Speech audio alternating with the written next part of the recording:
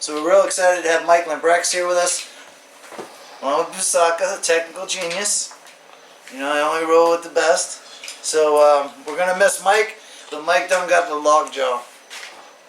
Alright.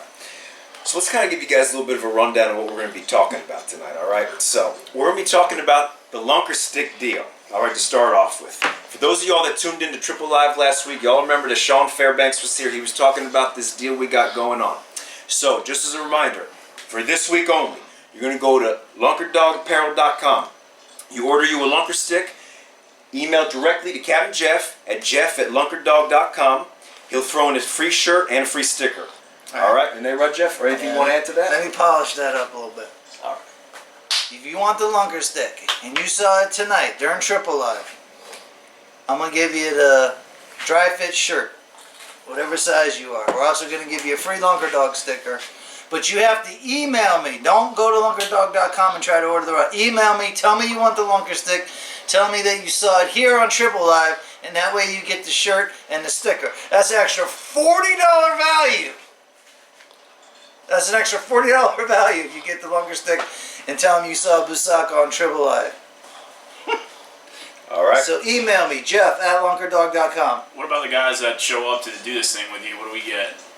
Do I get a stick for my truck? Dude, if you saw the size of his truck, I gotta order a whole new size sticker to fit on Homeboy's truck. Now look at him. Does he look like a big truck driving dude? Now he looks like a big truck driving dude. Y'all seen the old Lunker Dodge.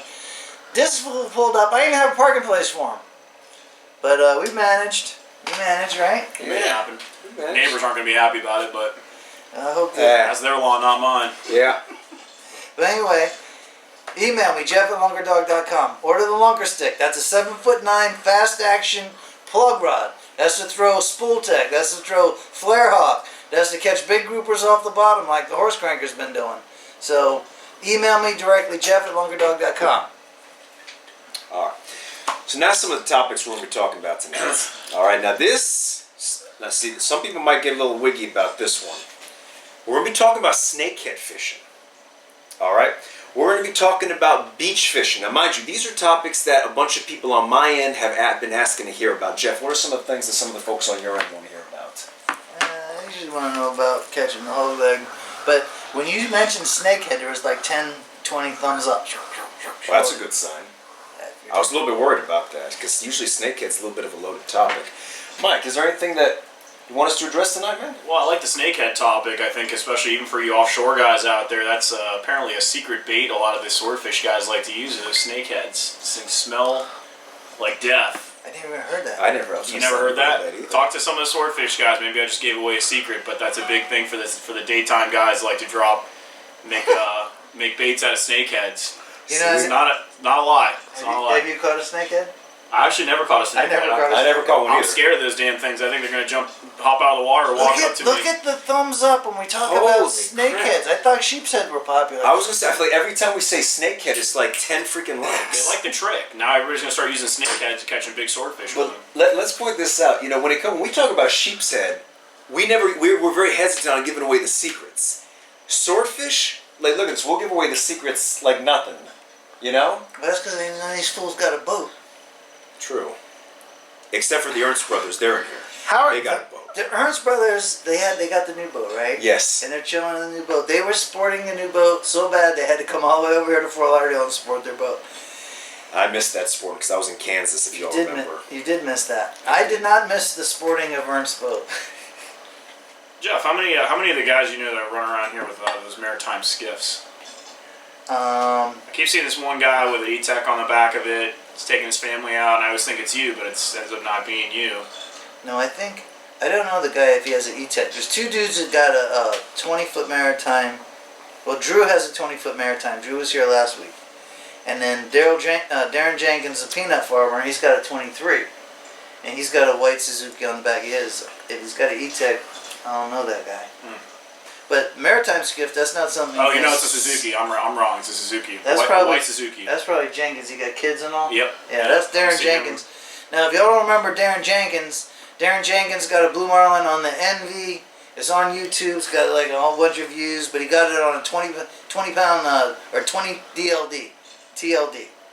And We got that on video. That's Darren Jenkins, the famous peanut farmer, and that's probably out there. Yeah. Well, he's repping the brand. He's using the boat a lot, man. Can't complain about that. Give the guy credit. The maritime boat is pretty hardcore. It's not for everybody. Like if you're into cup holders, lots of rod holders, cleats, drink holders, little help Busacca, carpet, glitter. Then you're probably not into 6x9s. Right, and you're probably not into maritime skiffs. Now, I thought a lot more people were going to be into maritime skiffs, but they're not. So I'm going to just quit thinking altogether. I'm just going to stay fishing all the time. Probably the best thing. But, I don't know. The whole idea of having a maritime skiff is like so you don't have nothing except for what you actually use. It's a bare bones fishing boat. Yeah, it's like it's just like commercial style, and people they want all this stuff. Yeah. Lots of hatches. Let's get to talking about maybe a little bit of a couple of sailfish tournaments that happened around here last weekend or two, and Were you on top of those sailfish? Like, do you know really what happened? not really. I just know it was rough as all hell, and the guys that went out there and braved the conditions, had some pretty good fishing, and our local guys, Skip Dana, Art Sapp, they had a good showing. I heard they crushed it. Yeah, they did. I seen the pictures on Facebook, and then I've been fishing government cut all week, and I see the boats coming in, and they are just loaded with sailfish. Yeah. But man, was it rough. Loaded with the flags, not only not seeing bills poking out of the back of the boat, right? Configure so you can get closer, and everybody can move up like into this. Closer? Yeah. Does it sound okay out there? You just got to project pretty good because that thing's pretty far away. See if you can move that laptop in a little closer too. Now, Okay. we're doing something a little bit different this week with the Triple Live. We're actually recording the whole thing and then uploading it on YouTube as a video because the way the Wi-Fi works and everything, it's like I got a lot of broadband or whatever you call it, but it just wasn't clicking all the way. Plus, the YouTube thing, people rather watch the video than watch it live, at least right now. And then, of course, we're live on Facebook. And what else are we doing live? Podcast. Just a podcast. We're Oh doing yeah, the audio and and we're doing the audio for a podcast. So it's still Triple Live. We got 3 different forms of social media that it's going to be broadcasted on, but it's just a little bit different than how we did it the last couple weeks. So you're going to have podcast, YouTube, and then of course the mullet run Facebook. Yeah. All right. What's somebody's comments saying? Bill Demler's in here. What's going on, what's Bill? up, Bill? Yeah, that's another Bill guy. That's a real Demler, guy you man. gotta get on Shoot. here, man. Get him. You gotta bring the ice house though. When Bill's here, the only beer that Bill Demler drinks. Bill's a legend here in Fort Lauderdale. Is Ice House. Bill's a devout member of the Southern Anglers and Lauderdale Fishing Club. Ice House. And do not take him anywhere unless you got a cooler full of Ice House, Bill. Hopefully you're listening. And Bill, similar to Fairbanks, that's old school river folk. Did you know that? yeah. Homeboy used to do charters out in Chuckaluski Yeah, for years. yeah. Brian Sanders told me. Brian Sanders is a buddy of mine. For those of you who don't know, Chuckaluski guide, and Bill was doing Chuckaluski guides out there probably long before I was born. But that guy's a legend. The guy's a legend and a good friend and a really good guy. The Tarpinator. That's what they used to call him. They used to call him the Tarpinator. Yeah. Yeah, well, he's hardcore river folk. Yes, he is. That's man. like Cabbage Palm. That's like paddling back and forth to school. That's like Swamp Cabbage Festival. Right. Like they got up in LaBelle. right. He runs that group called the Fort Lauderdale River Rats. You've seen that? You've been on that? It's a Facebook page. Got a lot of people on it. It's got like a lot of like drinking on there. People like seriously A drinking. lot of sandbar photos. Yeah, sandbar all photos, over. Yeah. tiki hut boats. Yeah. And goddamn O'Gorman goes right out there to that sandbar everybody swims on last week, and chunks out like 3 big old dead bonitas right in a row. Oh. Boom, boom, right on the sandbar. And it was Sunday. I was out there with the Ernst brothers. So me and the Ernst brothers were going by the sandbar, and there's O'Gorman just dead baiting right there. Freaking kids are Everybody's savage, swimming and man. everything. Raising up the bull sharks around all the swimmers there. I can't tell you. I mean, I've pulled up a couple of car batteries around there, and you get off that bar there, and there's all sorts of toxic waste and all sorts of nonsense there in the river. But Oh, I guess that's what makes you hardcore if you're playing with the car batteries there in the river. Yeah, if you don't know what we're talking about, in front of the new river, there's a sandbar there. And isn't it Lake Sylvia? Isn't that what it is? No. Act like you know something. Fuck, dude. The I'm a beach guy, dude. dude, I don't know that river folk. In front of the river, there's a sandbar, and the people that like to, throw them back, they like to hang out on the sandbar. And things get a little bit crazy out there, but that sandbar used to be an island. There used to be Somebody used to own it. Not anymore. There used to be mangroves out there. You could actually get a dozen out there, and I can't tell you how many hours. I mean, hours and hours and hours and hours and hours and hours that we fished for snooks just on the east side of that thing. And now you go over there, and what do you say? You get batteries, car batteries, all sorts of G-stringers, pieces of metal, tiki huts. All sorts of I think Captain Bill's old sunken boat is there too, somewhere on the bottom there. So shoot. At least I think that's where he's throwing his old outboard where he powers the boat. That's what those river rats do. So anyway, times have changed, but the one thing that's probably changed most about the sandbar out there is how many megayauts hit it. I'd say a megayacht will hit that sandbar every other day, at least once. Yeah, I got a good story. I was this was a long time ago. I was fishing these waters. And back when I was in high school, which to nobody's surprise wasn't even that long ago. Like 3 years ago. And we were at the time I had a 32 whaler. My buddy and I, Ben Sharp. Some of you guys may know Ben Sharp down off in Miami. Fishes on the Manowar as a captain of that 66 Viking there. We were going to catch gogs late at night, and we see an Intrepid, 377 Intrepid, just throttling on the sandbar there, and a couple Canadian guys and. Had no idea what they were doing and where they were going, and we basically pulled them off the sandbar and pretty much ruined 2 lower units, 2 brand new Verado lower units too in the process. Drove them back to the dock. They said, our assistants will be calling you. They call us up and sent us both $500. I think the repair bill on the lower units is about $3,000 a piece. So $3,000, eh? Yeah. Hey. Yeah. Hey. Yep.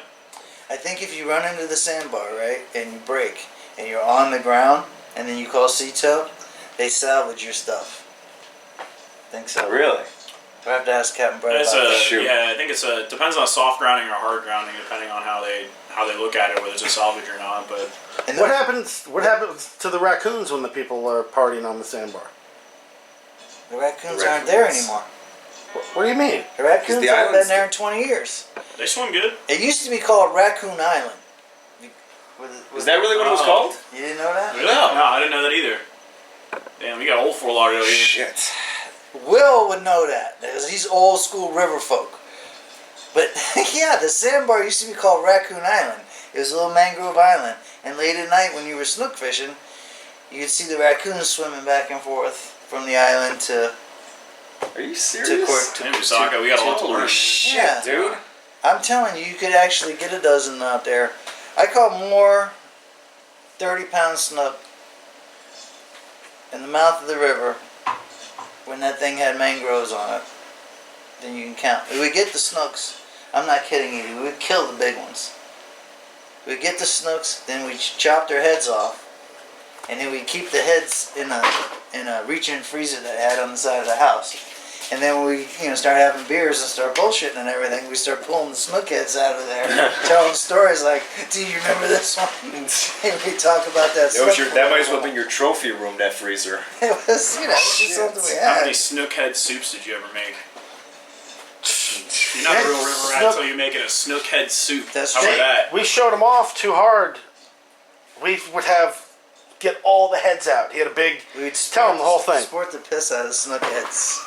Oh shoot, dude! Mike O'Gorman actually just logged on. He said that he's laying on the couch right now with some ice on his cheek. That's because you don't got the lockjaw. Mike, seriously, I hope you're feeling okay. But we're missing you tonight. But I got another Mike.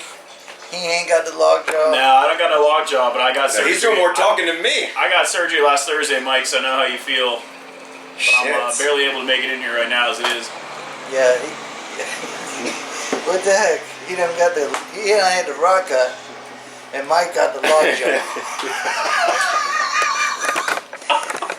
And Mitchell is supposed to be here tonight. He done got the flu. So, I don't know what to tell you. Oh my gosh. All right. Well, look. I don't mean to change. Actually, no. Go ahead. Go No, I ahead. was just gonna say, you see how we're like bullshitting like this? Yeah. This is what it's all about. No, I did this with the Ernsts for 4.5 hours straight when they were down here Yeah, last week. I gotta tell you, While I they were got you sporting a before new that. boat. I like you, but not that much. No, dude, it was blowing 35, and they wanted to fish. No, And it was Sunday. So we So were, are you saying you got blowed out? Is that what you're saying? no, we were out there. That wasn't the thing, but we were doing a lot of this because it was. Dude, it's Tough just fish. as fun, dude. It's just as fun. Well, yeah, a lot of it. That's how the original boat ramp boys started. Just sitting around just bullshit. Right. We would just get on the boat and fish and act like fools, kind of like we're doing tonight. And then homeboy over there would record it and edit it up so it wasn't too boring. And then people started watching. And there it was, the boat ramp boys. What's the latest conquer that O'Gorman's had with ramp monsters? I thought I saw him. He keeps catching the same Goliath over there at 15th Street. No, those are different Goliaths. Those are different Yeah. ones. Those Yeah. are different Goliaths. That's what I heard anyway. Yep. I've never personally been there during. A lot of guys think it's the same fish. I know It that's looks a like the same constant one. There's debate. a lot of haters Listen, out there, man. I've been by the ramp a lot. That looks like the same fish over and over again. I don't know. No, Mike. there are a lot of haters though. They're all saying it's the same fish every time. It's different fish every time, dude. Yeah. I don't know if it's a different fish every time, but I think there's a few different. Well, how many times? It's been Okay, more. the big one with Kean when it was raining. Hold on, I'm getting. Oh yeah, I remember that one. We broke off 4 prior to that, and that fish had no hooks in its mouth. So there's Yeah. definitely 5. Well, there's like Why don't any of the locals go after them things? You know what I mean? That's a lot of dinner for them. Mike is Well, a they local. don't really. Well, that too, and the fact that I don't think that anybody else really knows how to catch them, right? Yeah. nobody else is Yeah. rolling around with a 120 Yeah, either, yeah. Or bonita. or a 500-pound Yeah. test. Yeah. A lot of things got to come. Like everyone's like, "Oh, I'm gonna go get that thing, dude." You're years away from acquiring the gear you need Can't to get do them on, that. Can't get them on a Zebco, that's for sure. 2 years worth of paychecks. I saw a boat ramp out on by Powerline. I wanna start fishing. I want to switch it up. No, I really think that we need to take ramp. Like Mike and I were talking about. I think we do need to take ramp monsters on the road though, and try out different. Oh yeah, ramps. that's a great idea. You know. That's a great There's a idea. ramp in Stewart. I went fishing with George Godds, and there was a ramp in Stewart. It has a whole bunch of fish around there. Really? Yeah. There's probably some big sheep set around there too. I bet. Yeah. Yeah. They're good tasting fellas, aren't they? The sheephead. I gotta Yeah. give me some of them. Oh yeah, they're fun to catch too. They put up a hell of a fight. Let me ask you guys about this one. Steve Perry, our treasurer for the club, asked about this area, which I didn't know what it was back in the day when I was real young. I mean, Steve- younger than I am right now. What does he do? I'm sorry. Steve Perry? He's What our is- treasurer for the club, for the fishing club. Did he get in this before or after he left Journey? Good question. I don't know. You'll have to ask him. All right. I didn't get that. Pond Don't Apple stop the lead Slough. singer of Journey, No, Steve no. Perry. Pond Apple Slough. Yeah, Tell me about that a little bit. I played as Pineapple it's stick. pond apple slough. It's a hard Slough, F. Slough. Slough, and it's there. Is it like 84 and 95 ish? Yeah, all yeah. the way down to like where Bass Pro. Yeah, Bill Dummer was used to talking be. about it. Apparently, there's a lot of limestone, and it's easy to hit bottom. It's hard to navigate and stuff. They put some navigational markers up there. I used to apparently go there back there when I was a kid all the time, and I don't. I didn't know what it was. You know, now I'm hearing about this, and I want to check this area out again. You know. I'll be there. I mean, just assuming, I haven't checked it out or anything, but I assumed that it's all developed. Hold on one second. Like where a lot of those townhouses and Come stuff here where are. they can see. Come here where they can see. Yeah, Worm got her first pick today in football game. She crushed it. She got a nice pick. Almost ran it back for a touchdown. She's like a yard away. We were proud of the Worm getting her first pick today. Anyway, good night, honey. I'll see you tomorrow. Yeah. Yeah, I grew up doing picks. Now my kid's getting picks. You Yeah. did picks? Probably like daughter. Yeah, I got a lot of picks in the Really? day. You know I was like a football player, didn't you? No. Yeah. When? From 1981 to How old are you? 19... I'm 50. And then you woke up when? Doing this dream. No, I'm not kidding. Oh, really? Oh shit. Dude, I even played in a college and everything. Oh, yeah. So I played like 16 seasons in a row. Somebody's got to challenge this guy around here. But anyway, now my kid's getting picks. It's pretty good, right? So what's supposed to be in Pineapple Slough now? Sloth. I just assumed that it was everything had been developed, or they were just little patches now. I don't really know. That's like the latest topic. I know Bill Demler was talking about it. There were some other guys on the fishing club page that were talking about it. Is Bill Demler? He's on. He's on. I haven't heard a peep from him. No, he hasn't said anything, but he's on. He can't type. Yeah, maybe he's got lockjaw. Lock hand. He can't Lock type. hand. He can't, river folk. Yeah.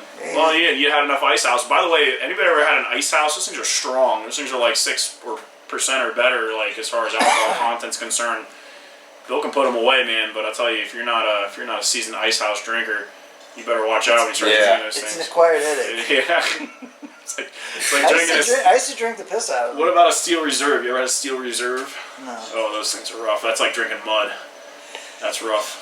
In the old days, I was into malt liquor. I had to drink a whole different bunch of malt So malt liquors. beer. Like I started off with Schlitz Malt Liquor Bowl. Then I drank Colt 45. Colt 45 was kind of cool. I actually almost thought about getting a Colt 45 tattoo, but I did. And then Mickey's Big Mouth was big. And then when things got crazy, we started drinking Ice House. No, not Ice House. Iceman. Iceman. It was only legal for like 6 months. They Right. took it right off. Iceman Ice House. was legal for like six months. Ned likes Ice House. So we were drinking the Iceman. And then things got really crazy because we drink Mad Dog with the Iceman. We call it Ice Dog Or Madman. or Madman. And you mix it. Do you guys know about That malt nasty. liquors? You know how beer's made? It's fermented. Yeah. And it creates the alcohol. The wheat or whatever turns sugar Barley. into... Barley turns sugar into alcohol.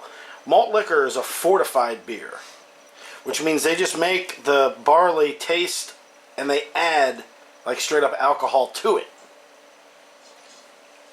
Kind of like a mixed drink. Kind of like how But fortified wine, like Mad Dog 2020, is just grape juice that they've poured alcohol into. It's not really wine that the grape has made its own alcohol from the sugar. And you can fortify,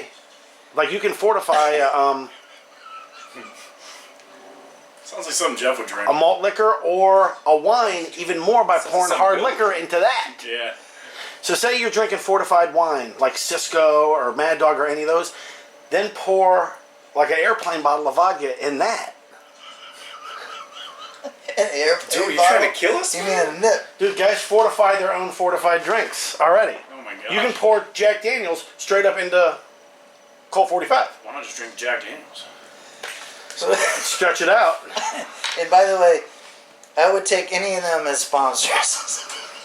Any malt liquor sponsors. Yeah. Any malt liquor, they would I would do that sponsor.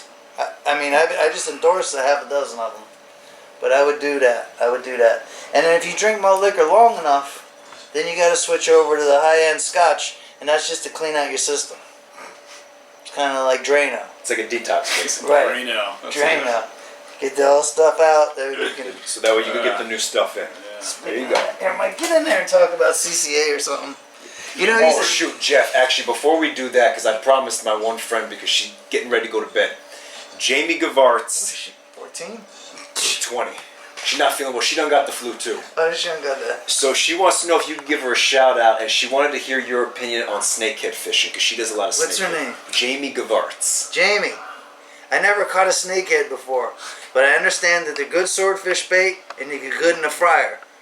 So if you get snakehead, bring that thing over. We'll either use it for bait or we'll fry it up and eat it. So, thanks for tuning in to Triple Live. Get some rest and run that dog account job. Oh, no, I get some over here. All right, Mike, come on, get up here for a Come on, second. Mike, talk to him. Let's talk. Tell him why you're the All right, president. let's talk about some real business now. Let's give a good intro. Let them know who you are, all about you. Well, I don't think anybody's really interested in those minute details, but Make it short, man. yeah, Just- real tell me short a and little sweet. bit, yeah. So my name is Mike Lambrechts. For everybody that doesn't know me, which is everybody, I run the Southern Anglers and Lauderdale Fishing Club. I'm the president of the club. I also am the president of the Coastal Conservation Association, the Broward County chapter. So I would say that I'm responsible in pitching for putting a lot of events together around Fort Lauderdale, around the Broward area.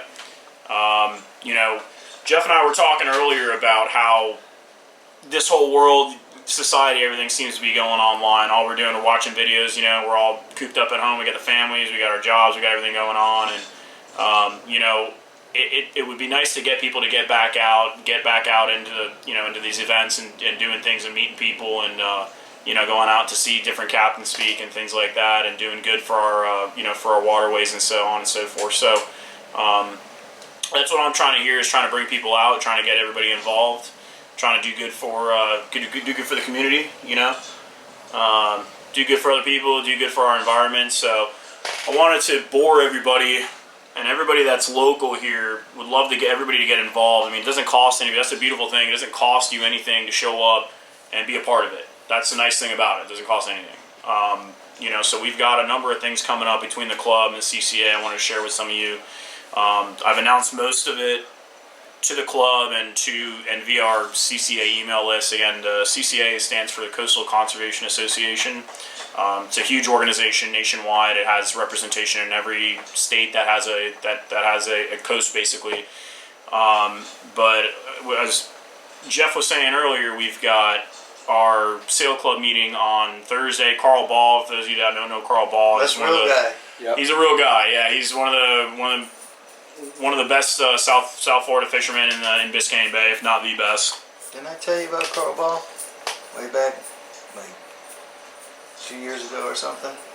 Wow, maybe you did, maybe I forgot. I don't know. Yeah, Carl, a big fan of Carl Ball. Oh yeah, Well, that guy gets up every single day and goes fishing. guy hustles, man. He's full-time guide. Yeah. He's like the only, aside from you, he's like one of 3, right? In Broward County? Dude, the guy's really doing 200 days a year. You know what I mean? Like, he's not like one of these, like, I do a trip twice a month type guy. Yep. I mean, he's fishing every day. He's fishing Biscayne Bay. Yeah. That's where real guys fish. Mm-hmm. There's no gimmies down there. And if you look at his Facebook or his webpage or anything like that, he's putting lunkers in people's faces 24/7, 365 days a year. And he was doing that before we went online. He was doing that when we were kids, before I was full-time.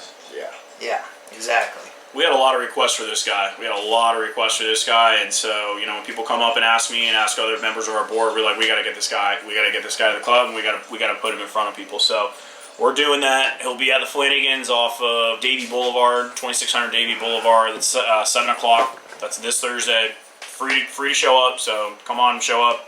Say we're probably more of a drinking club with a fishing problem than a fishing club, but we have a good time and we have a lot of events and different things. So show up and come on out. You'll love it.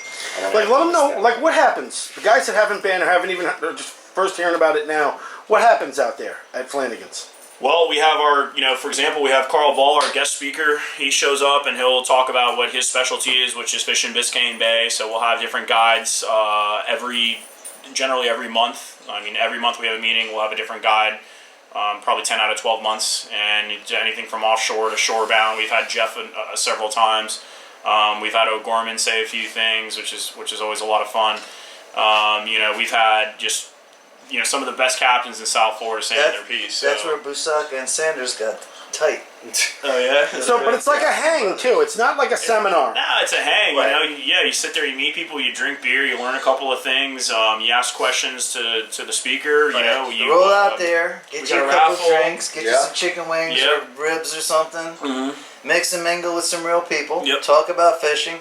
You get, I think some of the best things that happen at the sail club are between the speeches and the presentations. Yeah. Because you get to meet people that you have things in common with, or maybe you don't have things in common with, but you'd like to. So, like if you're into, you know, like Sheepshead fishing, and then you might meet somebody that's into sword fishing. So now the sword fisherman can take out the sheepsheader, and vice versa. and that usually doesn't happen, but yeah. Well, you never know.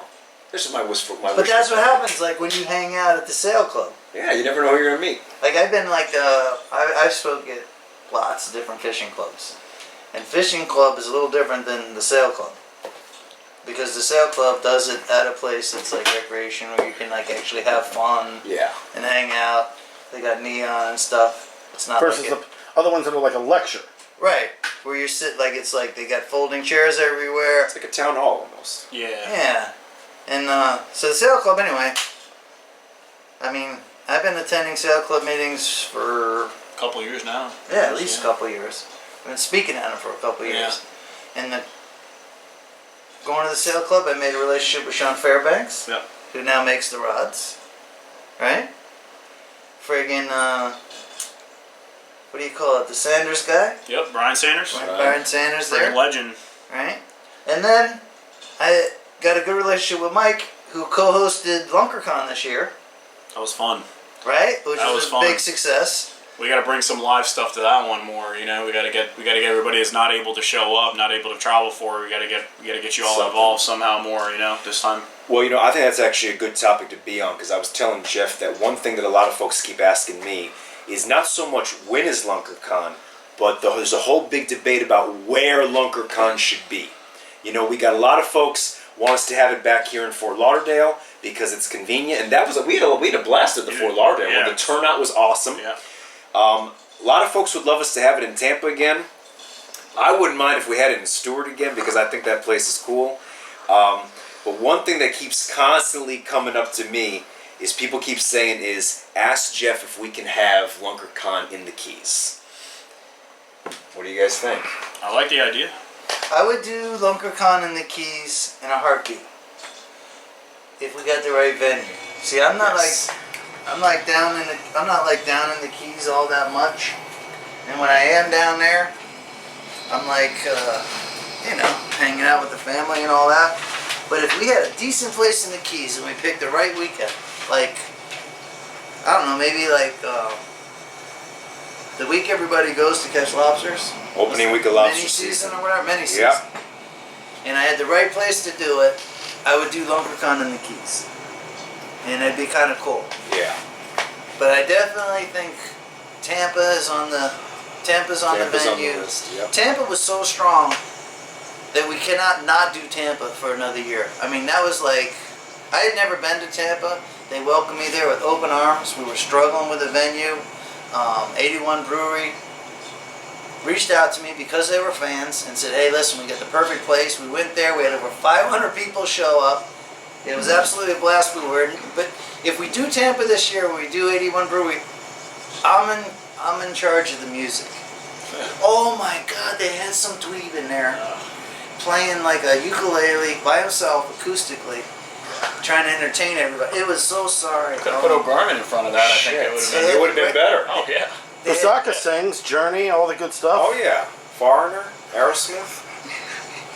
Okay, well, Why do you okay. keep bringing up Aerosmith? Are you Boston or something? He Well, I loves got my Aerosmith. uncle's up there.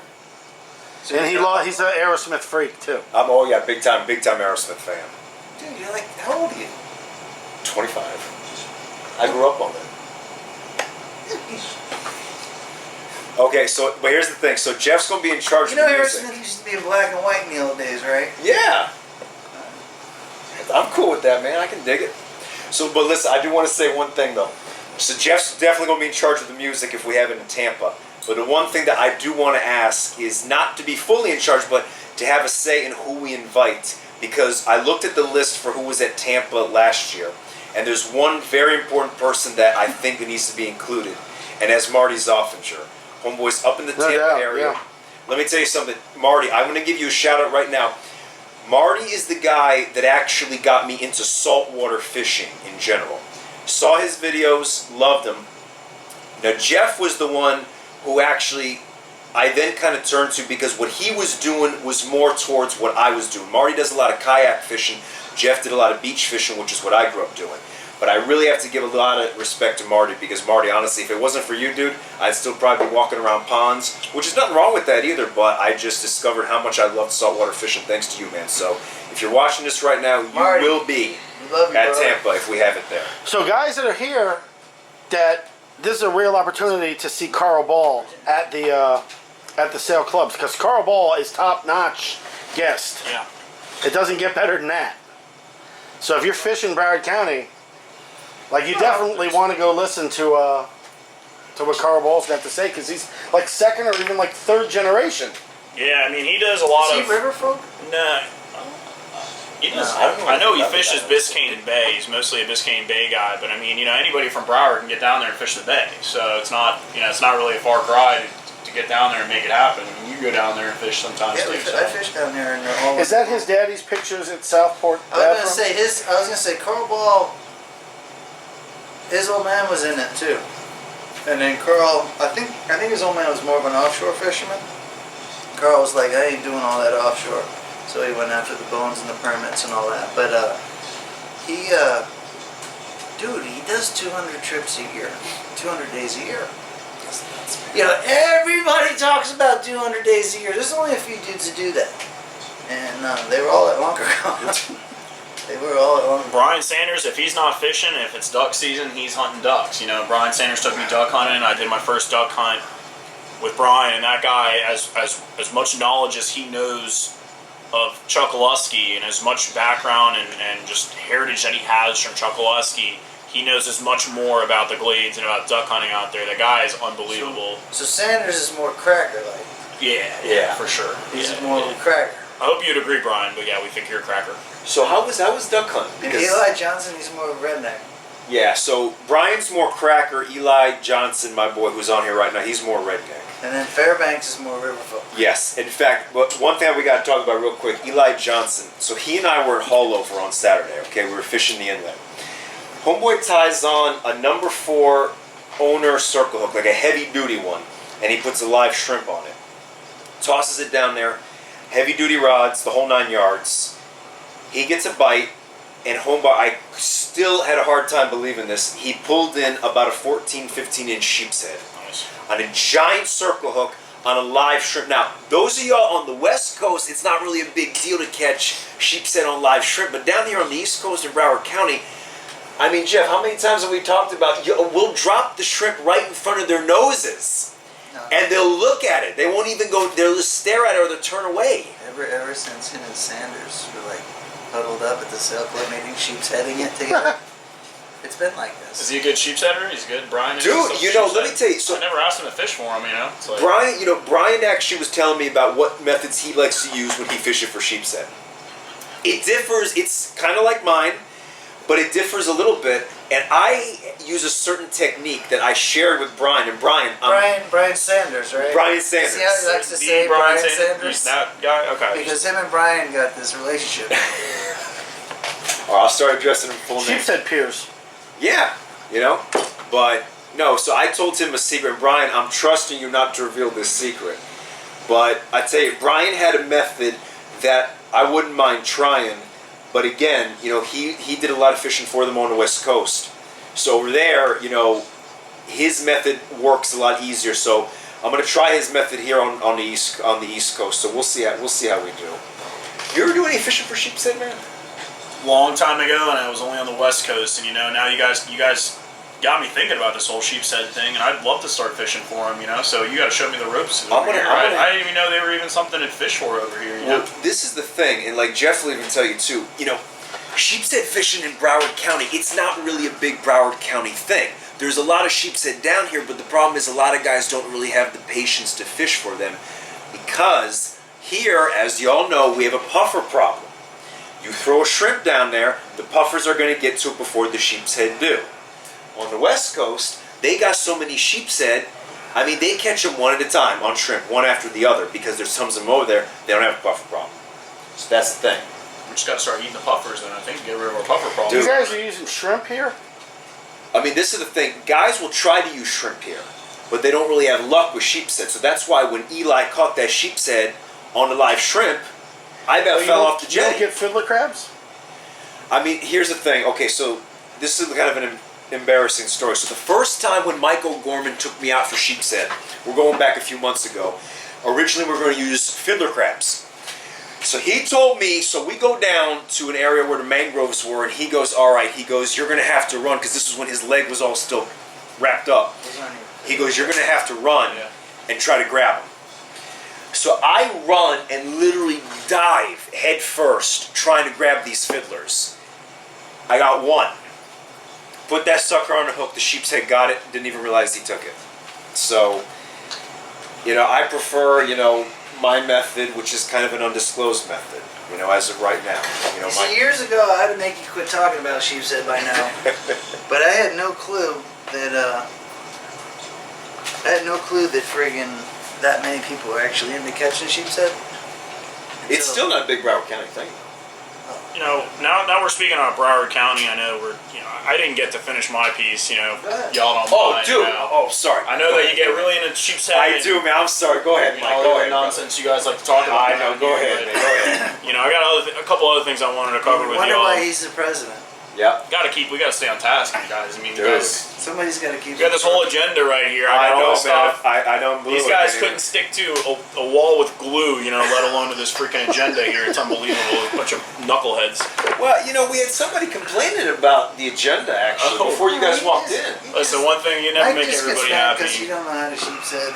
Dude, I'll take you out one day. I'll take you I've out. been hearing this, you know, like, what about the story, Jeff, I told about you, or I found your boat that one time? I still haven't been fishing with you, although you did offer that one time and I couldn't make it, so that's another story maybe for another day, I don't know. You had the broadcast. But anyways, no, I wanted to say a couple other things. March 3rd, those of you who know George Poveromo, we all know George Poveromo. Yeah. Yeah. George Poveromo is coming to speak for the CCA social. We're combining the Sail Fishing Club with the CCA social on March 3rd.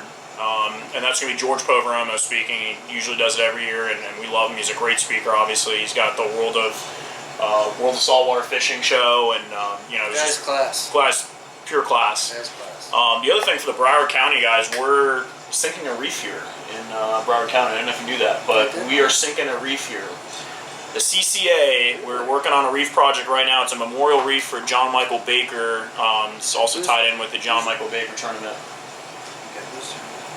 John Michael Baker, again, for the Broward folk, somebody that's a young man who lost his life too early in a boating accident by the bridges. Yeah. So his mother puts together a tournament that I help out with, and it's been a massive success. And from that, we're able to start with this reef project. So we've got basically everything lined up. We've got to raise a little bit more money, but we're looking to deploy a reef in two different sites. One in 70 feet of water for divers, and one out in like 140 for fishermen. So the divers, you know, at least wreck divers can't get to it, and fishermen can drop on it. It'll be just large concrete structures basically that'll be scattered in an area. So it'll be pretty cool. It'll be something that we'll all be able to hit, you know, and there'll be likely be amberjacks and groupers and maybe even sheep's head on it. Probably not, but yeah. So we got that going on. Yeah, I mean, you know, whatever. The oceans are no fences, right? Yeah, it could be out there, you know. You never know. The Sheep's Head Memorial Reef. You never know, man. So then the CCA got a trash tour. We're going to be cleaning up our waterways. I think that's really important to mention. That's going to be April 21.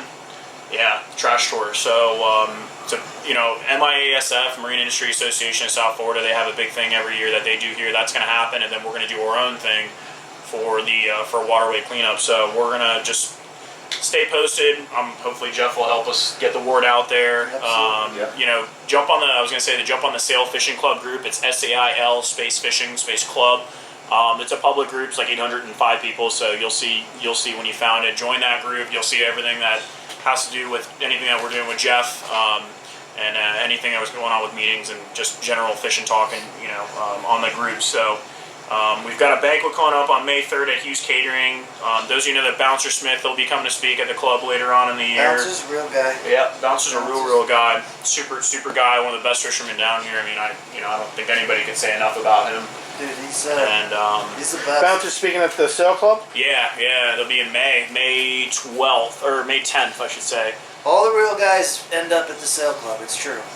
We try to get them all, you know. We try to get them all, and but like I said, you know, between what we're doing with the CCA and keeping our waterways healthy and keeping the fish stocks as good as we can as rec fishermen, you know, it's an organization by rec fishermen, for rec fishermen, and for charter guys, and so they do a lot of good things, and you know, we love. Basically, this is an opportunity for everybody that doesn't know about things going on in the community or things that are going on in Broward.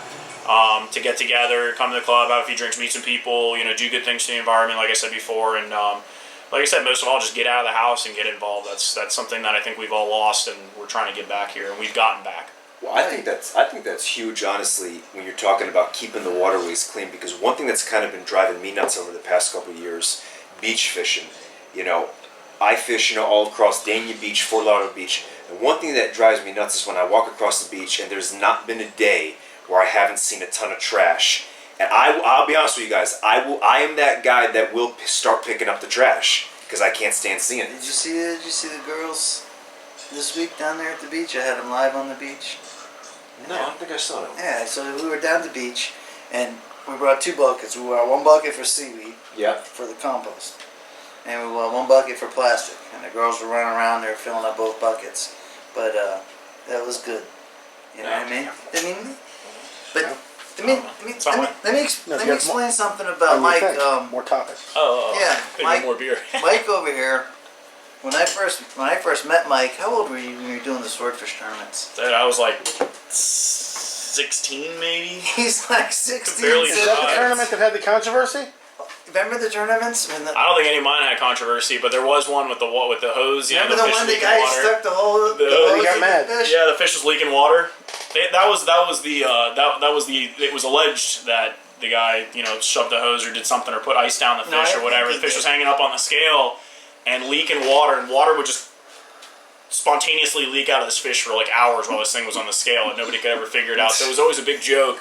I'd catch a swordfish on my boat, and I'd take the hose and shove it in the fish, and we'd take a picture and put it online, just to stir the pot a little bit. So that was one that had a lot of controversy. That wasn't mine, at least. I don't believe. So Mike's Might have been. 16, 17 years old, and he's running the swordfish tournaments. Legal to drink now. And I'm entering these tournaments with I was with Turtle most of the time. Yeah. And we're just crushing them in the tournaments, and we catch a lot of fish, and then there's controversy, and then Mike's just there. And Mike was like young, he had long hair, and totally different, but still the same. He's moving and shaking. He's always had something good going on. He's always been around a lot of real guys. And I think that's one of the reasons the Sail Club is doing so well. And I think that's definitely the reason Homeboy's now the president of the Broward Chapter of CCA. We're proud of you, Doc. Good job, man. Yeah, we're proud of you. Couldn't do it without our great supporters. Obviously the club isn't anything without the club, or the CCA isn't anything without people that support it. Jeff just became a official CCA guide, so that's in the books. You're official now. You should be on the site now. So we appreciate your time with that. So I'm a CCA guide.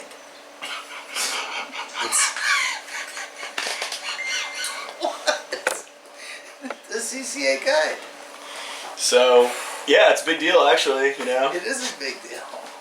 It's a big deal. Speaking of big deals, big deal right now, a lot of people want to know fishing report. I was out there today, and I got zero mackerel. I got Spanish mackerel. Zero or zero mackerel? Zero. Zero mackerel? Sometimes you do get zero mackerel, but today we got zero mackerel, Spanish mackerel, and king mackerel. And we done catch them on a hog leg and a ballyhoo. And they were everywhere, both of them. Bait was real easy today.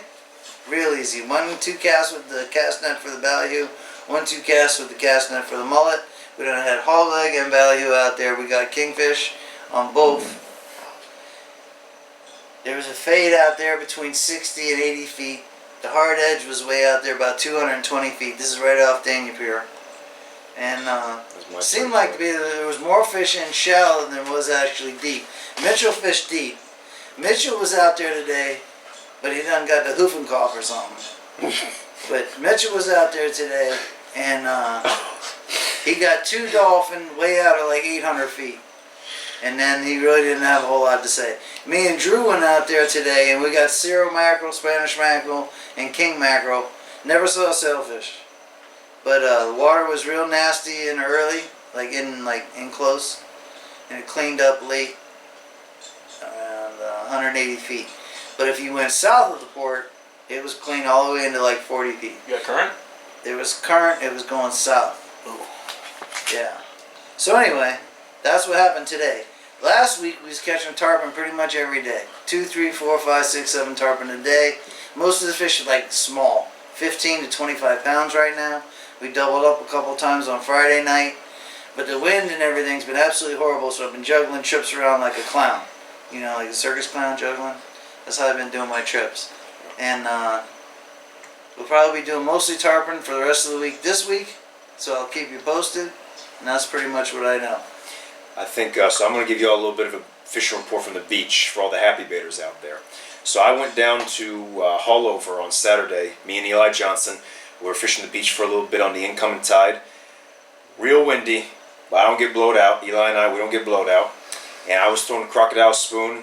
We got a few jacks between like 2.5 pounds. So for those of y'all that don't know, you know, usually around the springtime, usually around March is when I start catching them off the beach. They'll usually range, the majority of them about 5 to 7 pounds, and they're a blast to catch. You know, so Jacks? so this, yeah, You're gonna report on 2.5 pound jacks?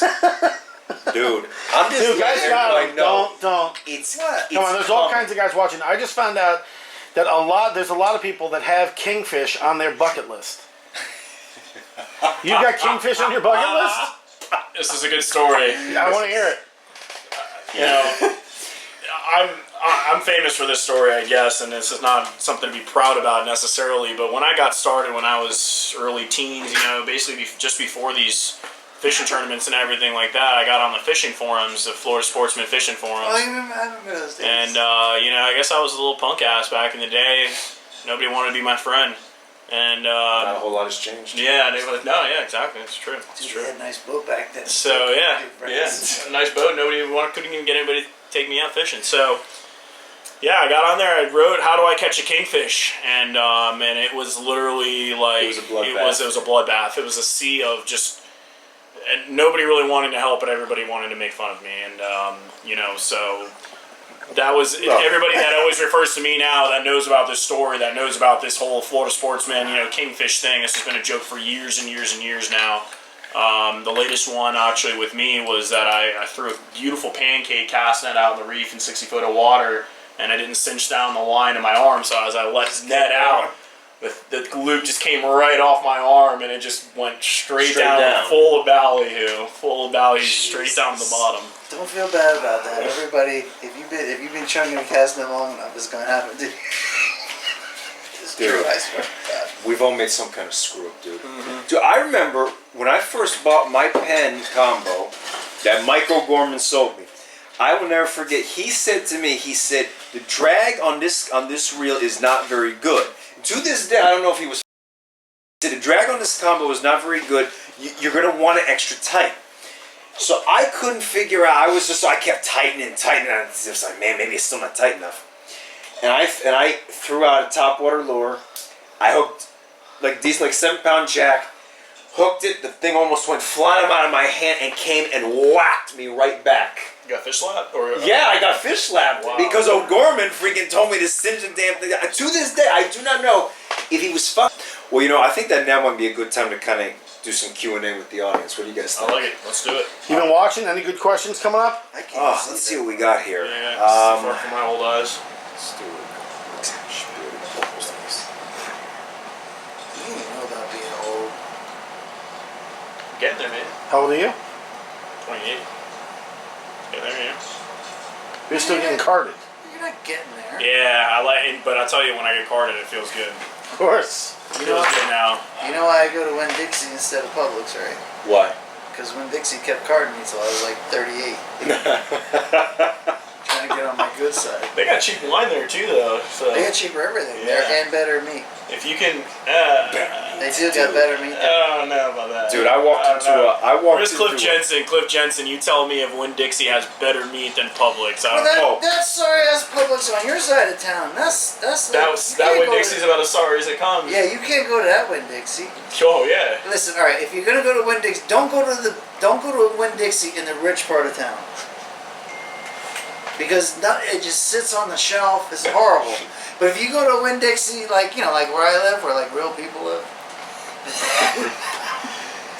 stuff's moving off the shelf, and you can like get some good stuff there, some good deals. But on his side of town, I'd go to Publix. He lives 5 minutes away from me. I don't know what he's talking about, but 5 minutes is a lot when you're like deep city like this. What do you think? Like it's one of these redneck counties where you can go 40 miles for the neighborhood to change. Anyway, I want to get Cliff Jensen on here as a special guest star. Can we arrange that? Only if I'm able to come with him. Do you know, on the Florida Sportsman in the old days, Cliff Jensen was called Johnny Black. Oh yeah, Right? yeah. So I just called him Johnny. So like in our messages, like in our private messages, he was like, dude, my name's Cliff. I had no clue his real name was Cliff. I was calling him Johnny Black. When I see him, That's a true story. this guy. But you remember, you had big problems with forum people too. They were all hating. Like when Dude, we first All started forum up, people, they all hate. That's all they do is hate. No, dude, we were so when the forum was awesome. The Florida Sportsman forum was awesome. We were all on there, and we were all putting lunkers. Well, at least I was putting lunkers in everybody else's face. But if you remember correctly, Website Mike figured out how we could do our videos on the Florida Sportsman forum, and nobody else could do it. Yep. And that was the big. oh my God, they hated that. They hated that. They didn't want to see the videos on the Florida Sportsman forum. That forum is dead now, man. From all the hatred, just all the sucked all the wind out of it. Buries What I itself, understand, the only dude. forum that thrives at all is the Whole Truth. Yeah. Every other forum Yeah. is pretty All much Truth dead, is right? still solid. Shout out to my buddy Wiley Lulfs who put that together and sold it to some internet company. My friend was the founder of that and created it and sold it. The only Wiley I know is the guy that owns the book Elephant. company. Yeah, Wiley. And the only Wiley I know is the one that always teased the Roadrunner. That's the only Wiley I know. But you And I'm too. I know you probably think I'm too old to know what that is too, right? Well, I know is you know a Wiley and you know a Eli. Yeah, but dude, can we arrange to have Eli on here as a guest too one of these days? Can we arrange that? What's he on talking about? Well, You see, homeboy, you see, I got like movers and shakers over here, like Mike. Eli, help me out here, buddy. If you were on here, what would you talk about? Because homeboy grew up red fishing and snapper fishing up Does in he know how to Ponce. like fish fry? dude, he's a fucking phenomenal cook. He don't want to Good, talk about drop fish the fry. F-bomb. Eli, he's a freaking phenomenal cook. You know, the fish fry, that's all American family fun. And I don't think people realize that you should be doing all these fish fries. You got all this like crazy liberal stuff and these like vegans and everybody's all in this healthy stuff. Get you a good case of beer, get you a good cooler, get you a good fry going, get you a good fish fry. 4-gallon Bayou fryer. Right. That's all American right there. You never heard of that? Apple pie and fish fry? Any questions coming through? No, we got a lot of statements though. See ya. Jason Sanders actually, because he was saying how you were surprised that I liked Aerosmith at 25. Homeboy says I'm 26 and I love Led Zeppelin. Yeah, the Led Zeppelin, not Aerosmith. Dude, same era, 70s man. Not the same. Eric. Right, but 70s. Somebody just asked if sheep's head were tilapia. no. No. Tilapia is a freshwater sheep's head. Yeah. How about that? Yeah. Are they toothy though, like sheep's head? Kind of. They got teeth. Yeah, they got They're teeth. toothier than a brim. Right? Brim would be sunfish, bluegill. I don't want to go over your head, Busacca. You ever fish crappies or panfish or anything like that? I was watching a show about that the other day. It's when you know there's nothing on, you have to watch a show about panfish. Well, and the thing is about tilapia though is there are a lot. I mean, you can. We used to catch them on bread balls in Let me Jamie's tell backyard. out about my freshwater story. Let's hear. Alright. So, my mom, she's from Southwest Georgia, right? So I had an uncle that was a Bassmaster guy, and then his son, he was a good fisherman, would take me fishing. So I would go out, we'd catch largemouth bass, we'd catch crappie, we'd catch channel cat, and then we'd catch the hybrid bass, white bass. And me and my cousin Ben went out and got 30 white bass one day. And came home, scaled every single one of them and fried them whole. You can fry a white bass whole. All you do is skin them and gut them and then fry them whole. You can eat the fins, the tail, and everything. You know? So, Do you eat mullet? Oh. Our smoked mullet's pretty good. dude, we went over this last week. Smoke a few hog It all legs. comes back to the mullet, but then people in the Panhandle, Floribama, Mississippi, Texas, west coast of Florida, all those, redneck counties, all of them are eating smoked mullet, fried mullet, Mullet Row. The guy on Food Network or Travel Channel, the bald guy that eats the gross stuff, Zimmerman. Oh yeah. He goes to Thailand and eats Yeah. fermented chickens and all this stuff. The only thing I've ever seen him gag on and then spit back into the napkin was Mullet Row. Really? Really? And he's been... That. Can't say that, dude. I apologize. I apologize. That was almost as bad as me dropping the F-bomb. No, that was worse. Shoot. Was that worse? Yeah. But anyway, So the sensitive. 2018 now. Mullet Row, and the people that were there, they were like, two southern ladies. They were so proud of their Mullet Row, and they were eating it. And homeboy that eats gross stuff Yeah, Couldn't do was like, and got a napkin and spit it out. So Really? I don't eat mullet. But I think it comes down to without Chef being, Joe swears he'll make a mullet that you'd die for. well, yeah, because he's gonna put sauce and stuff on it, like they can mask. You guys do know the chicken and mullet got the same Same gizzard. gizzard. Dude! Just when you thought the guy had Unplanned. What's up, Mike? He was looking at me first. I said, what's up, Mike? He put it right here, so I thought you meant me. What's up, Captain? You alright, dude? Yeah, good. Your teeth out? Yeah. Something like that. You not swollen or not? No, I didn't get them out today. Oh. They did other things today Oh, that boy. I didn't know about. Alright. Anyways, well, Mike and Sex I made showed it. up just when he thought homeboy had a lockjaw. Dude, I just turned it on and heard something about the freshwater story. About the white bass? Yeah, Georgia. And we just fried them up, made them whole. Fins and everything. It's like the fins are like potato chips, kind of. Guys, it's not the same Goliath. Sit Alright, Sit down and clear this up. Yeah, can you Let's clear talk this up? about how many Goliaths are actually down. Clear the air about this one, please help me. Where's the I'll get you, Brewski. You don't have to say. Is that the please. fancy cooler? Of course. Damn, angle. Yeah. Actually, you know what, Mike? Sit right here. Sit right here. What do you mean sit right here? Yeah, I'll sit right here. Get in the front row. What's up, Mike? What's going on, man? President of the CCA over here. Yeah. Coming this Thursday? Yeah, I'll be here. I'll be there. You know who's gonna be there, right? Who? Carl Ball. Ball's Carl gonna be there, of with the course. ball. And I booked Thursday too. Pisses Did you? me right off. Maybe I'll come and hit the end. What's up when they finish speaking? What's it like 8:30? No, 9. Really? I'll give somebody. I don't know. Somebody watches my stuff outside in the parking lot, and then I'll go straight from fishing right to Sail Club. That's the way to do it. You drive your boat, your whole rig, leave it right there in the parking lot. Paparamo did the thing at the boat show, and then after the boat show, they had like the big Mako thing at Bass Pro, Yeah. and I was fishing down there, I think in Hullover that night. So I rolled right up in there, but I could see my boat and everything. And then we were in a parking lot in the middle of nowhere, so I wasn't too worried about them getting. But over there in Davie, with all them half rednecks, they'd probably steal my cast net and all that. Steal all the dead mullet laying in the back in the splash wall of the boat. Oh yeah. So tell us, So- talk. Dude, First address the So whole it's- Yeah, then tell us how multiple many Goliath groups you places. think- yeah. Dude, everybody, and I mean everybody, you think are thinks there, it's too. the same fish over and over. it's not the same fish over and over. We were there that one day. We broke off 4 of them before we caught one. Some of us like stirring the pot too, so. Yeah, you guys are good at that. Dude, I was down there one day. I walk up. First thing I do is I call him. Like, I come down here. We're catching one today. I was wearing my tie-dye shirt. And there was 4 of them sitting there staring at me. Wow. And then they got all territorial. They started chasing each other down the seawall. And then they didn't want to eat at first, and then one finally ate. It was cool. How many do you think are there? Along the I'd say a dozen. Going back and forth from the bridge to underneath the fuel dock, back and forth. I'd say. So it's yeah, they probably- got, well, probably actually, about no, a you can't throw fish in there anymore, right? So, dozen. what do they?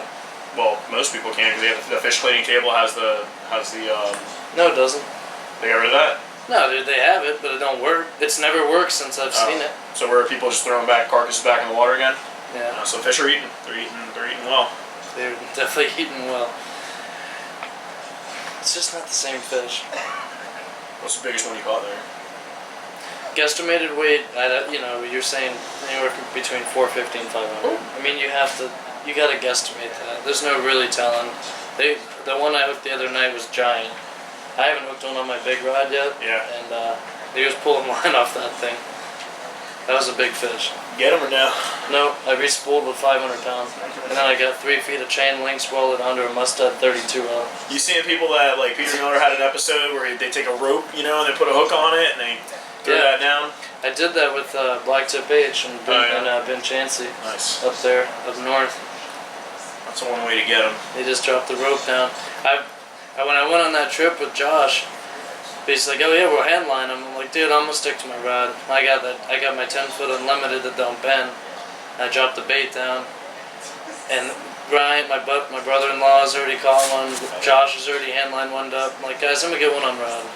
I fight the thing with the rod. That 10-foot unlimited loads up, and there's just pressure. You can't even pull on the thing.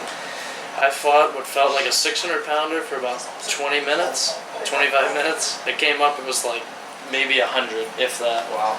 It killed me. It was 100 pounds? Yeah. It killed me.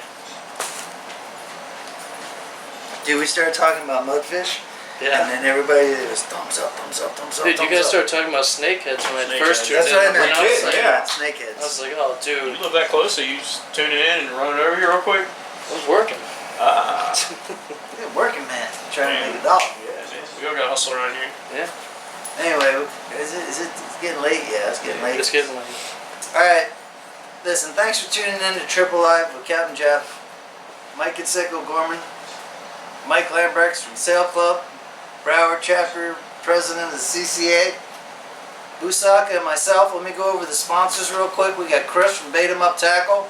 We got John from OutdoorFishing.com. And we got Sean Fairbanks from Fairbanks Custom Rods, Lunker Dog Custom Rod Series, and of course yours truly, Lunker Dog, LunkerDog.com Sport Fishing. If you want to book a trip, you want to catch a big fish, you fish with Captain Jeff. Run that dog. Thanks for tuning in. Triple Live, the original style with Captain Jeff. And we'll see y'all next week. That's right, Monday nights, 9 p.m. It was all good. Yeah. It's, You know, you had the lockjaw. I mean, And then Mitchell got the flu. yeah, no, he had the hoof and call. Dude, whoa. Oh, wait, who had the hoof This and thing's call? still on? Yeah, yeah. Oh, shoot. Who had the hoof and call? Dude, I had nothing. I was just working. I was at the dentist I earlier. thought you were doing. No. I thought you were at the dentist. Do you have a cute Got your hygienist? Do teeth you have a out, cute man. girl working on you? Good looking hygienist? No. No, not at all. Okay, well, it was worth asking the question. She looked like him. Thanks. So I That's a get, good looking girl. so I get the fancy cooler, right? It's a gift for Christmas. Yeah. I get the fancy cooler. So now I save $3 every third trip. It'll add up. Add it up. It'll add up. Right? You do. So how much is that a year? Wait, what do you do? 200 trips a year? 200 trips. It's called 200 trips. Divided by 12. What about Divided by 3. 3? We'll call it 75. Times 3 is 2 1/4. That's kind of a big deal. Right? And like I'm not a fancy cooler guy, but That's the Saints cooler, man. but I'm saving a few bucks. All right. You can wear that thing like a backpack. Triple F's all right. Triple Life's good. Yeah, that's different, right? Damn, you have some freaking history up here, man. Oh my God, I got stuff from 1978 all the way to current. Wow. Dude, you were supposed to talk about the 14 now. The big Yeah, I was gonna ask her about that. Last week we talked about it. We're still alive. That's all right. It's like the time where people can kind of creep on us in the background, unbeknownst to us, you know. I'll stay live because it's free. Gotta go ahead and support that a little bit. Yeah. You know what I use that for now? Pier. That's my teaser wheel. Yeah, that's what I put my dredges out and then I crank it in with that. It's pretty good, right? Yeah, I feel Gorman's looking at it like this is his new Goliath reel. First time I let O'Gorman come I had back here in the 14. office, he was like drooling and everything. He wanted me to give him that. Yeah. Use the same line and everything. You can use your gator hunting too. Hook up to gator. Yeah. Get on there. You gotta work out to hold that, right? Yeah, I know. We cut bluefins on that. I think my doctor said I'm not supposed to hold something that heavy. That's the world. Oh, that's right. You didn't Dude, that's the world's largest snook reel. Remember that video? You did that world's largest snook reel with that thing. Dude, we did so many videos in the old days. I don't even remember. You were working out.